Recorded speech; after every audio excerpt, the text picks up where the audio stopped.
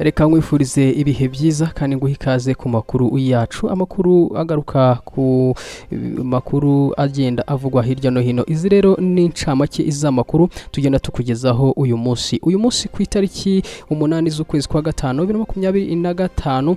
Minisitiri w'intebe Dr Edouard Ngirente yakiriye Jean Bukote, perezida w'ishyirahamwe mpuzamahanga ry'ababaruramari hamwe n'itsinda ayoboye. Aba rero bamugejejeho ibyerekeye inama y'ababaruramari muri Afurika irimo kubera hano i Kigali, ndetse n'iterambere ry'uyu mwuga ku rwego rw'isi no mu gihugu. Ibyo nibyo baganiriyeho kuri uyu wa kane. Kandi minisitiri w'ububanyi n'amahanga w'u Rwanda Olivier Nduhungirehe yakiriye intumwa yihariye ya Denmark mu karere k'ibiyaga bigari na Sahel. Uyu nguyu ni ambasaderi Brigitte Marikusen. Baganiriye ku mubano w'ibihugu byombi ni intambwe igenda iterwa mu gushakira umuti w'ikibazo cyo mu burasirazuba bwa Kongo. Mu gihe kandi abaturage bo mu murenge wa Nyange na Cyuve mu karere ka Musanze bivuriza ku kigo nderabuzima cya Gasiza barinubira serivisi mbi bahabwa bitewe n'abaganga bakeya bahakora, ku Kongo icyo kigo nderabuzima gifite umubyaza umwe gusa, bigatuma ababyeyi n'abandi barwayi bahabyarira bahabwa serivisi itanoze.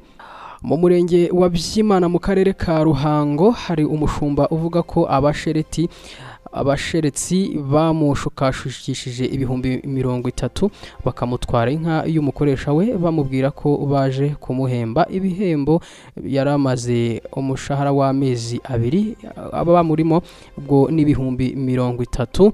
Nyuma akamenya ko abangaba ari abatekamutwe n'inka bamaze kuyijyana. Mu murenge wa Rubavu haravugwa inkuru ibabaje, ni inkuru ivuga ko hari umugabo witabye Imana akitaba Imana muri Rogi. Umugabo ukomoka mu karere ka Rwamagana yasanzwe mu nzu icumbikiramo abantu, ubwo ariyo bita Rogi yo mu karere ka Rubavu. Yapfuye rero, bamusanze yapfuye. Umuyobozi w'akarere ka Rubavu uvuga ko yari amaze iminsi 2 ntawe uzi amakuru ye. Ibingibi byaba byabayemo urangare.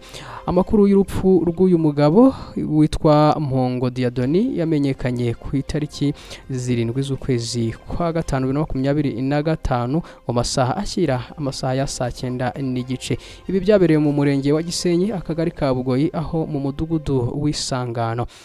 Rero urupfu rw'uyu mugabo rukaba rutaramenyekana neza icyaba cyaruteye. Ikigo cy'igihugu cy'iteganyagihe Meteo Rwanda cyatangaje yuko abaturage cyangwa se abaturarwanda bagomba kwitegura uku kwezi ko hazagwamo imvura iri hejuru gatoya yari isanzwe igwa muri uku kwezi kwa Gicurasi. Ibyo rero bikubiye mu itangazo yashyize hanze rirebana n'iteganyagihe riteganyijwe muri uku kwezi, ndetse n'isuzuma ryakozwe ku mvura yaguye muri Mata 2025. Meteo Rwanda rero yagaragaje ko hateganyijwe imvura iri hagati ya milimetero 50 na 250 muri Gicurasi 2025 hirya no hino mu gihugu, ikaba iri hejuru gatoya y'ikigero cy'impuzandengo y'imvura isanzwe igwa muri Gicurasi. Hanyuma mu Burundi urwego rw'abinjira n'abasohoka rw'u Burundi rwimye inzira abarundi baturutse mu burasirazuba bwa Repubulika Iharanira Demokarasi ya Kongo bafite impapuro cyangwa se pasiporo ziteyeho kashe y'ihuriro ya M23 ndetse na AFC. Aba bagenzi rero biganjemo abacuruzi n'abashoferi b'amakamyo basobanuye ko baherutse kunyura mu bice bigenzurwa na M23 AFC rero niyo igenzura serivisi z'abinjira n'abasohoka ku mipaka iri mu mijyi igenzura irimo Bunagana na Goma mu ntara ya Kivu y'Amajyaruguru ndetse na Bukavu mu ntara ya Kivu y'Amajyepfo. Aba rero bakaba bangiwe kwinjira mu Burundi kubera yuko bafite ibipapuro cyangwa se bafite ibyangombwa bitewemo kashe za M23. leta ya Kinshasa rero nayo ikomeje kubangamira ibikorwa by'ishyaka rya Joseph Kabila. Minisitiri w'umutekano w'imbere muri Repubulika Iharanira Demokarasi ya Kongo Jacquemin Shaban yasabye ubushinjacyaha mu rukiko rushinzwe kurengera itegeko nshinga gutanga inzira yo gusenya ishyaka rya PPRD rya Joseph Kabila. Minisitiri Shaban yagejeje ubu busabe ku ubushinjacyaha ku itariki 24 Mata 2025, asobanura ko PPRD itubahirije ingingo z'itegeko nshinga, amategeko n'amabwiriza. Uyu muyobozi rero yashinje abayobozi benshi ba PPRD gushyigikira ihuriro rya M23 na AFC birwanya ubu butegetsi, asobanura ko bagira uruhare mu guhungabanya ubwigenge n'ubusugire bw'igihugu. Yasobanura umushinjacyaha ko kuba umuyobozi w'icyubahiro Joseph Kabila yarasuye umujyi wa Goma ugenzurwa na AFC M23 bigaragaza ko iri shyaka rifite uruhare mu ntambara ibera mu burasirazuba bwa Kongo. Ni mu gihe kandi mu cyiciro cya gatatu cy'umunsi wa kabiri w'amatora w'umushumba mukuru wa Kiliziya Gatolika ku isi iri kubera i Vatikani hongeye kugaragara umwotsi w'umukara, bivuze ko nta papa watowe. N'amatora rero gusimbura Papa Francis witabye Imana ku itariki 21 Mata 2025 mu myaka 80 y'amavuko, nyuma y'igihe yaramaze arwaye indwara z'ubuhumbekero. Gutora papa mushya rero byatangiye ku itariki 7 Gicurasi 2025, ariko ku nshuro ya mbere habashije kuboneka uyu mupapa. Umwotsi w'umukara rero wasohotse nyuma y'amatora ya kabiri yabaye kuri uyu wa kane, bivuze ko mu masaha ari imbere nabwo haba andi matora ari mu gushaka uhagarariye Kiliziya Gatolika ku isi.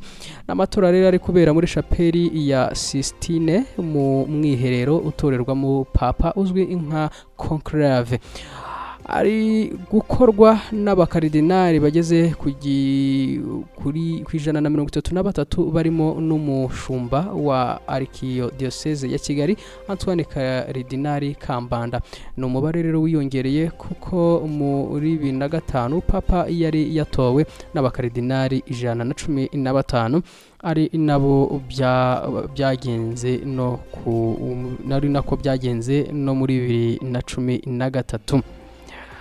Muri aya matora rero papa Afrika ihagarariwe n'abakaridinari 17, Uburayi buhagarariwe n'abakaridinari 52, Aziya ifite 23, Amerika y'Amajyepfo niyo hagati zifite 17, mu gihe Amerika ya ruguru ifite 20, Oceania ikaba ifite 4.